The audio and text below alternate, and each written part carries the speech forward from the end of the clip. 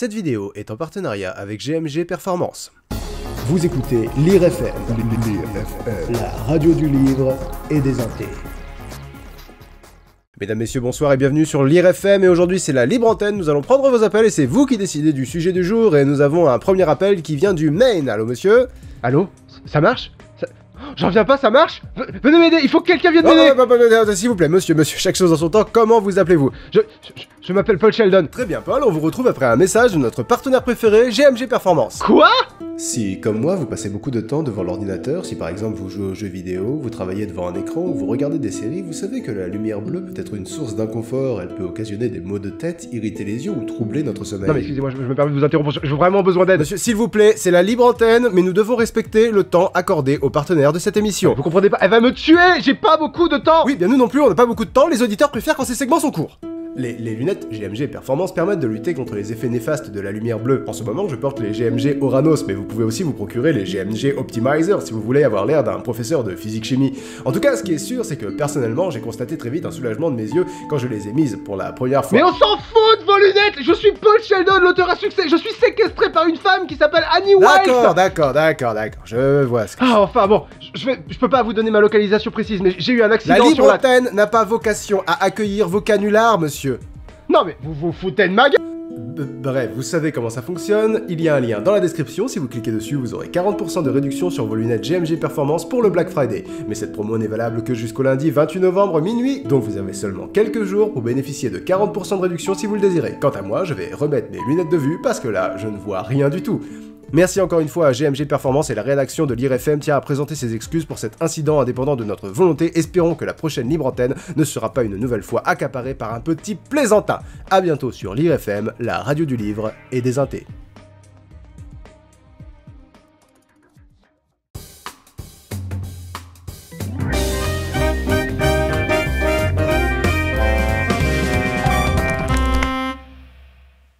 Bonjour, j'en prie, asseyez-vous. Alors, vous vous appelez Stephen King. Ça se prononce Stephen King. Ah d'accord, donc c'est Stephen avec un V, comme wagon. Non, c'est Stephen avec PH, comme phallus, mais ça se prononce Stephen. Ok, alors mon petit pote, si un jour tu veux te faire un nom dans le milieu littéraire, va falloir voir à être moins chiant. Parce que vous voyez vraiment pas qui je suis?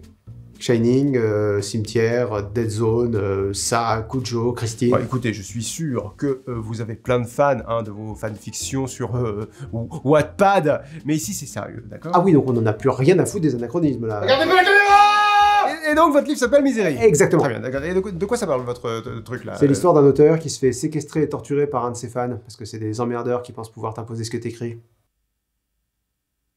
Je devine une tension chez vous, Stéphane? Steven, bien sûr, pardon, Steven. Oui, donc c'est l'histoire de Paul Sheldon, un auteur qui a un accident de voiture et qui se fait secourir par une femme qui s'appelle Annie Wilkes. Oh, c'est une histoire d'amour. Pas vraiment, non. Oh, Eh oui. quelle tristesse. Annie est très fan de la série à succès de Paul, la saga des Misery. Oh là là! Quoi? C'est le titre du livre. Oui. Eh, c'est bien foutu quand même. Moi, à chaque fois, je suis un peu impressionné par ça, par vous autres, les auteurs, parce que vous donnez un titre à votre livre, et bam! On retrouve le titre dans le livre. C'est alors que vous saviez pas. Si ça se trouve, ça allait parler de complètement autre chose. Est-ce que vous avez bu? Ah bah bien sûr, sinon j'aurais soif. Bon, quoi qu'il en soit, Annie est une ancienne infirmière, donc elle prend soin de Paul, mais il se rend vite compte que quelque chose déconne chez elle. D'une part parce qu'elle n'a pas appelé les secours, et d'autre part parce qu'elle le suivait avant qu'il ait son accident de voiture. Je vois, elle est vraiment très fan de lui. Exactement. Et comme les fans c'est de la merde et qu'ils se croient tout permis, Annie est une méga merde. J'ai l'impression qu'il y a un message sous-jacent dans vos propos, Steven, bien sûr, pardon, Steven. Je sais pas si je dirais que c'est très sous-jacent, mais bon. Paul Sheldon n'a plus l'usage de ses jambes suite à l'accident de voiture. Ah bah, pas de chocolat, comme on dit. Non, il a toujours l'usage de ses bras. Je vois pas le rapport. Bref, Paul fait lire son nouveau roman Fast Cards à Misery, mais elle aime pas. Parce qu'apparemment, c'est eux qui décident ce qu'on peut écrire ou non. Voilà. Et puis si t'as commencé à écrire un certain genre de livre, t'as pas le droit d'aller explorer d'autres genres. Le stress, c'est très mauvais pour la santé. Et donc, en plus, elle lit L'Enfant de Misery, le dernier tome de la saga. et dans lequel elle apprend que Misery meurt. Donc forcément, ça la met dans une rage folle, et elle quitte la maison pendant 2 jours, laissant Paul seul, sans nourriture, sans eau, et sans son analgésique, le Novril, auquel elle l'a rendu accro pendant sa convalescence. Ça va pas être excellent pour son rétablissement, ça. Non mais elle revient au bout de 2 jours, et elle exige, d'une part, qu'il brûle Fast Cars. Et ça, c'est pas sympa. Non mais c'est des connards. C'est une connasse, vous voulez dire. Oui, voilà ce que je veux dire, ferme ta gueule. Et donc en plus, ils exigent qu'il écrive le retour de Misery. Elle exige, oui. Vu qu'apparemment, c'est eux qui décident. Ah bah de toute façon, vous avez perdu l'usage de vos jambes, vous êtes en fauteuil roulant, donc c'est pas comme s'il avait le choix. Je comprends plus rien. Une carotte? Non, merci.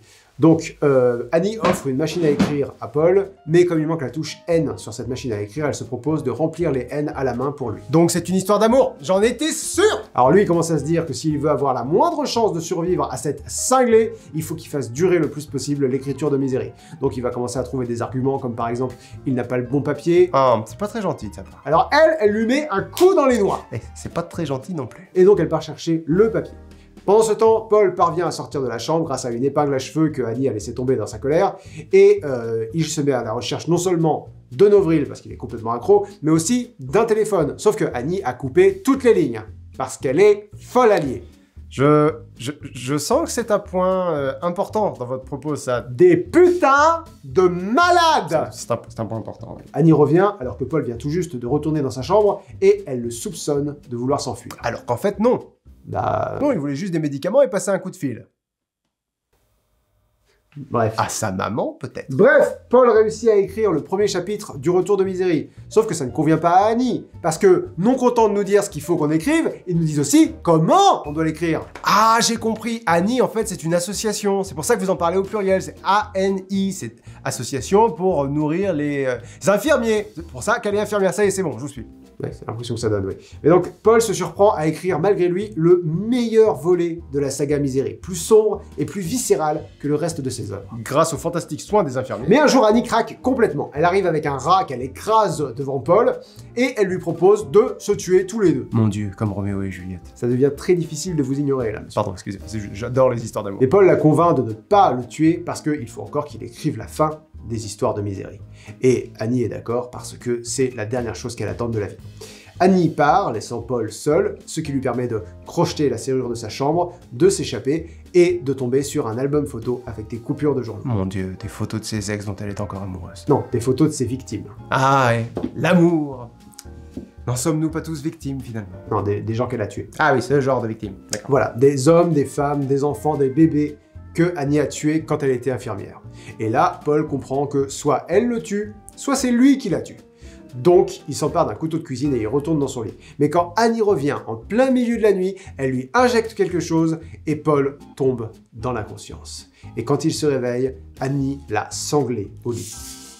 Ah là là là là là là là. Quoi? Non, rien, j'ai un très mauvais pressentiment. Comme si j'avais vu une adaptation en film de votre livre et que je savais ce qui allait se passer. Et dites-moi, qu'est-ce qui va se passer? Il va lui péter les chevilles avec une masse. Oh mon Dieu, non! Non, quelle horreur! Oh,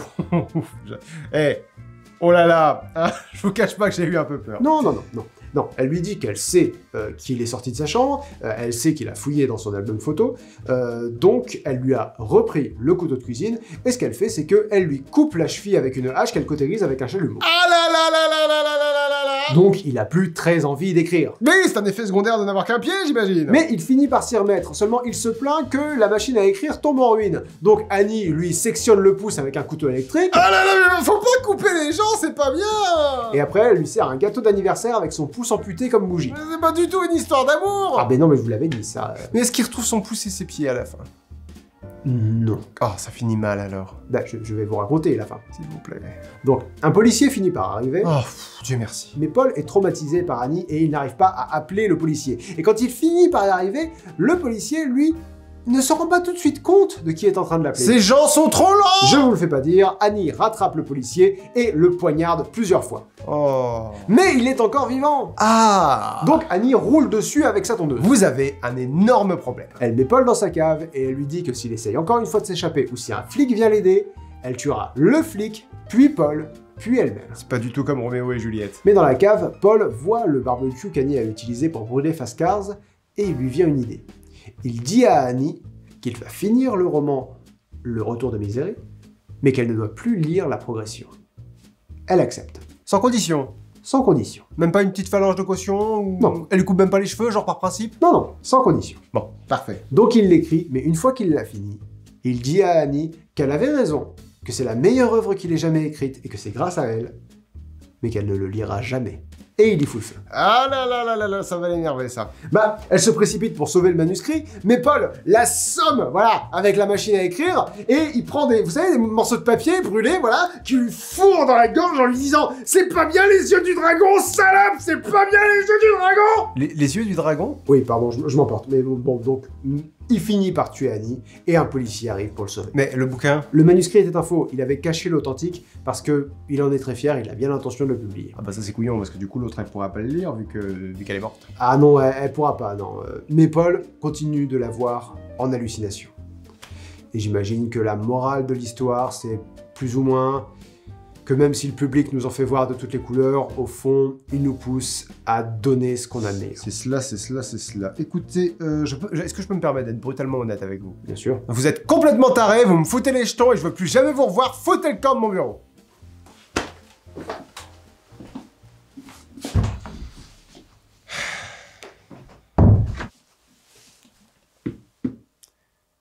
Ouais, c'est moi, ouais, mon rendez-vous vient de se terminer. Un baron Stéphane. Ouais, que son bouquin c'était Dis merci ou mercredi, je sais pas, un truc dans le genre, ouais. Ah non, mais la pire histoire d'amour que j'ai jamais entendue.